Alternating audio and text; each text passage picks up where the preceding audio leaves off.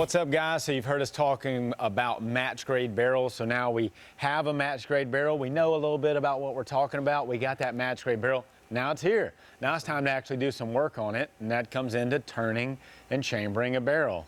Now, I'll tell you, a lot of gunsmiths, they keep their secrets very close to their heart. When I first got into this, old guy that taught me, I called him and told him who I was. He said, "Boy," he said, "are you a hunter or are you a competition shooter?" And I said, "Well, both." And he said, "Well, I don't work with hunters because they can't appreciate the level of accuracy that I put in." So, when we're talking about measuring 10,000ths of an inch, half a thousandths, like it is very, very, very minute, and it really takes a lot. I understood what he was talking about. It framed my mind around, just having an appreciation for that level of precision. Right, that's right. Yeah, it takes a lot of accuracy to put the chamber in the barrel right, true to the lands and the grooves and the bore of the barrel. It takes time to dial it in accurately. So we got a dial indicator, Jennings, and we'll run it in the barrel. Why don't you tell us about like the level of precision that goes into that? So usually you have a long tip on your indicator, so you can get into to where the bullet's actually going to leave the cartridge and get into the lands and the grooves. So you want it to get as true, as straight as possible.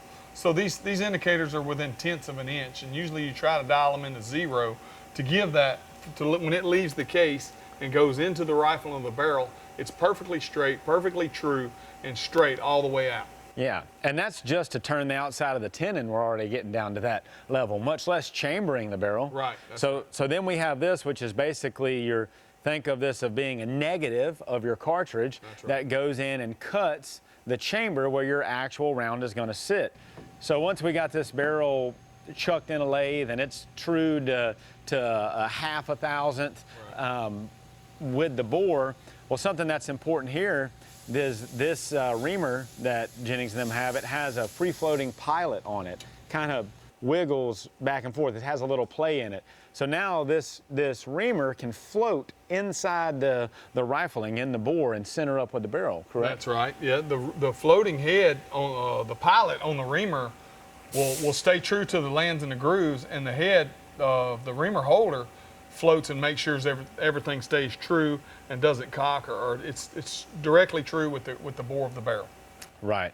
And when we're talking about this, just once again to put it in perspective, I've had times when I was chucking a barrel up in a lathe, and it's taken me a couple hours. Right. Before you get frustrated, you have to walk away. Right. And even when you get it perfect, you just go in the house and we'll come back. I've came back a few hours later and let the lathe settle and then remeasure it. Temperature will change the machine itself. Temperature. So I mean, when you're really getting these match grade rifles and like we offer at Surgical Precision and the actions that they offer at Hellenbach, you're really getting a person that really took their time. Precisely put the chamber in the barrel. Yeah, you're really getting a person that took their time. The factory actions and factory barrels, they're not taking that much time.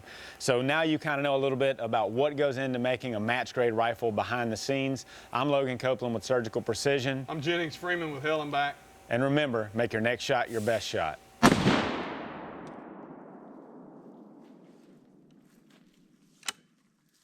Trigger Time TV is brought to you by Bravo Company Manufacturing, Bravo Company USA, Heckler & Koch, Skinner Sights, EOTech, Car Arms, G-Force Arms, Hollow Sun, Hellenbach, Magnum Research, Thompson Auto Ordnance, and Biggest Finest Revolver. We would like to dedicate today's show to the men and women of the United States military and law enforcement, the people that stand in the gap and keep our country free. God bless America.